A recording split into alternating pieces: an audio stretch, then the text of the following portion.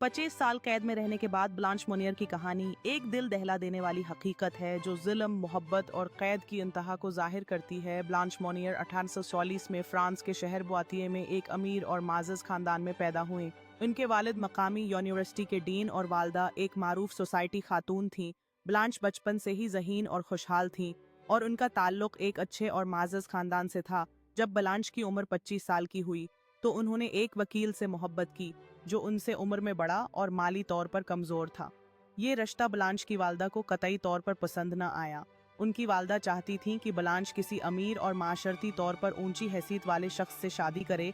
उस मुखालफत के नतीजे में ब्लांच ने अपनी वालदा के फैसले को रद्द कर दिया और अपने महबूब से शादी करने की जिद की। ये ब्लांच की वालदा के लिए नाकाबिले बर्दाश्त था और उस पर उन्होंने फैसला किया कि वो अपनी बेटी को उसके फैसले की सजा देंगी। उनकी वालदा ने ब्लांच को अपने घर के एक तारिक और गंदी कमरे में कैद कर दिया जहां उसे 25 साल तक कैद रखा गया।